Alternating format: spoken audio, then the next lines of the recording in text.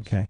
You know what? The other thing, Eric, is that you deal occasionally with utilities, and I wonder if utilities kind of rise to something like the level of a quasi-governmental thing. So utilities and rights of way, damaging trees, removing trees that get homeowners or adjacent property owners in a twist. Right, and I'm on a learning curve right now with that, and involved in a case right now where I'm learning, okay, does the utility writes, for instance, their own requirements for pruning around utility lines that then they submit to the Public Utility Commission in Pennsylvania. And you have multiple different utilities that are all working and doing line clearance in Pennsylvania, but they don't all, apparently, they don't all apply to a standard that the PUC puts out to them. It's the reverse. They tell the PUC what standards they want to prune to and they want to hold their subcontractors to. And then the PUC, I believe, looks at it where they say, we're going to look back at your 5-year records and see how many outages you have per linear mile. And as you meet or don't meet these standards, then we're going to tell you we want you to change how you do that. And interesting, if you think about that, their standard isn't also who's getting hurt or what property damage is occurring. It's more like about outages. Yes. So those regulations may arguably not even be for purposes of protecting people. The biggest thing they're not going to have governmental immunity. They're not going to have sovereign immunity, but they may say, like the auto manufacturers have said, and historically, to the extent that we're regulated and we meet those regulations, then you can't sue us separately. So if Department of Transportation says this is the way you have to build the safety device, you can't sue me for doing it the way that the federal government has required me to do it. And these guys are going to say, well, we meet the PUC's guidelines, we've submitted it to them, but they're not going to get an immunity from that. It's just going to be a standard of care. The danger for them, of course, is if they want to point that out as a standard of care, then it becomes an easy case if they've deviated from it. Right. All right, Karl Rominger's with us. So is Eric Verodi from About Trees Consulting. And in the few minutes we have left, we touched on a topic that's kind of interesting to me, a side issue, and it's certainly not the order of magnitude that folks at the Jersey Shore and other places have experienced, but the water issue. You mentioned about townships and boroughs being forced to keep water from, running onto your property. I know you've handled this on your show before, but neighbors downspout kind of, draining onto your property. I know this whole concept of the common enemy, right? But once again, water's the common enemy, and everybody needs to get it off their land is the theory, and do what you may to get it off your land, but you can't artificially channel or direct it to the other guy's land. So the way I describe it is, if I build a parking lot and forget about all the environmental regulations, because we're just dealing with the common law water issues, and all the water just runs off the parking lot, off the four corners and on everybody else's land and no longer permeates into the ground. That's their problem, not mine. But if I build a drain in the middle of the parking lot and I shoot it out one of the sides, and it then comes out onto your land as an artificially channeled bundle of water, it will create a little furrow and maybe a big gully someday. For that, you can seek recourse, because I can't channel the water in a way that becomes destructive to you.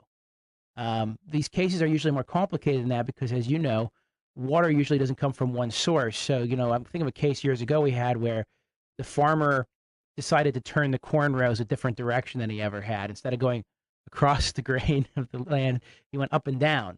Nobody knows why, but that particular year he did, and then all the water was coming off his field in a much different way, obviously. Then the neighbor across the street dug a channel to put it out into a township ditch to deal with his water, which is all fine. And then the township ditch took all the water and went down somebody else's house, and that's where it overflowed and created a valley through this guy's yard overnight after the first big rainstorm. And so who's responsible, right? Because you go all the way back to the cornfield and say, just turn your rows around. You can go to the other neighbor and say, well, you're the one who set it to the township ditch, but he's going to say, hey, I'm entitled to do that. That's what that ditch is there for. So this sounds to me like something where talking to your neighbor and kind of pushing it back up the line didn't work out.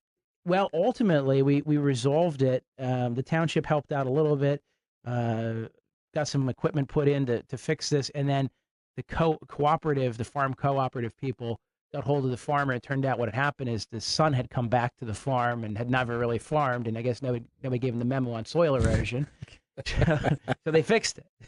Well, you've been here before, but explain people what it is that you do, Eric, with About Trees Consulting. It's hard to do, but briefly, I'm a consulting arborist, so unlike a guy with a big truck and a chipper, I work with a pen, a contractor. Yeah, right. I work with a pen and a clipboard and help people, whether both residential, commercial, insurance, attorneys, anybody that needs expertise in the realm of trees, I help them. And you subscribe to this exorbitant value of trees, and I'm just kind of yanking your chain because I know I can do that. No, I certainly end up on both sides of the issue all the time, and I try and look down the middle and say what's a reasonable approach to this. But oftentimes you're dealing with somebody who either wants the moon and the stars, or on the other side doesn't want to compensate you at all for the value of that tree. And when you're doing that, just describe a little bit briefly the kind of some of the terms that you might use. We're talking about cost of cure and things like that. What are some of the schemes that you use? I know this is a short time to do that. Well, just because it came up before, replacement value. When somebody says, I want that tree replaced, well, there is a method of appraisal called replacement value method, but that's used when you have a tree that is of such a size that it could normally be gone out, sourced, purchased, and installed without extraordinary measures. And in our industry, most common landscape size tree would be a 2 to 2.5 inch caliper tree, 2 to 2.5 inch caliper trunk. You could go so far as to say that a 3 or 4, maybe even a 5 inch caliper tree could easily be sourced and installed without extraordinary measures. But once you get beyond that, now you're talking about specialized equipment, big, gigantic, heavy root balls that weigh multiple tons, and so on and so forth. And now you can't claim that would easily be installed with normal methods, so you have to switch methods, and then we might use the trunk formula method to extrapolate up from the value of a small tree up to the value of a larger tree. And of course, in every case, once you've extrapolated up, then you depreciate back down based on factors that are involved in that particular case. And I know you have more information about this sort of thing and what you do at your website. Tell folks about how to find out more. Abouttrees.net. Go on there, and it's an easy site to navigate, and you'll find lots of things of interest there. So, Karl, I know that you handle these kind of questions on your show from time to time just because you're kind of a generalist. But honestly, does your office handle these? Do you like this sort of stuff coming through your office? Yeah, well, I've always liked land use cases, right-of-ways. We get a lot of right-of-way work, a lot of water work. We do get the occasional tree case. I find, though, that most of the tree cases we get are really just neighbor disputes that need some moderation or mediation. And again, I can't count the number of times when the question goes, did you call your neighbor and ask them if they would help with this? And they go, well, no, not yet. You're like, well, why'd you call me first? Get on good terms with your neighbor.